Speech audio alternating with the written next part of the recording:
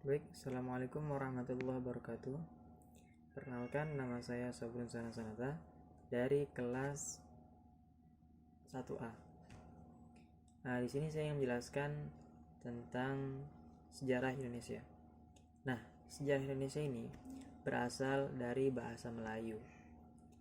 Karena dulu ketika pada masa kerajaan Sriwijaya di Indonesia, di Nusantara dulu ya, itu orang-orang di sana pakai bahasa Melayu. Nah, karena kerajaan Sriwijaya ini merupakan sumber atau merupakan pusat perdagangan, pusat kebudayaan, pusat keagamaan, banyaklah orang-orang asing masuk dalam kerajaan Sriwijaya. Ya, akhirnya bercampur kan bahasanya tuh. Nah, di sana mereka berkomunikasi menggunakan bahasa Melayu. Jadi orang Sriwijaya pakai bahasa Melayu, orang asing pakai bahasa Melayu juga. Karena kan kalau misalkan orang Sriwijaya, kerajaan Sriwijaya pakai bahasa Melayu, orang asing pakai bahasa asing, kagak nyambung, ya kan?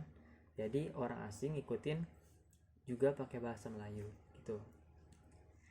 Nah, itu bahasa Melayu juga merupakan bahasa lingua franca, yang artinya kalau nggak salah ya, bahasa lingua franca itu merupakan bahasa pergaulan dalam suatu masyarakat. Mungkin simpelnya bahasa persatuan gitu. Nah, singkat cerita gitu ya. Singkat cerita, pada tanggal 28 Oktober 1928, gampang ingatnya tuh. Ingatnya gampang. 28 Oktober 1928. Jadi tanggal sama tahunnya tuh sama gitu. Itu lahirnya bahasa Indonesia. Ibaratnya resminya gitu loh. Resmi dari bahasa Indonesia.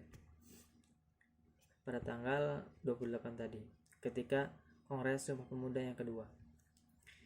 Nah, karena itu bulan Oktober, singkat cerita lagi ya, terjadilah yang namanya bulan bahasa. Jadi kita kan mungkin tiap tahun, tiap bulan Oktober itu memperingati bulan bahasa. Kalau dulu saya SMP gitu. Mungkin itu sih. Jadi tadi berasal dari bahasa Melayu, bahasa lingua franca, kemudian resminya bahasa Indonesia, dan bulan bahasa itu. Ini tuh sekian. Assalamualaikum warahmatullahi wabarakatuh.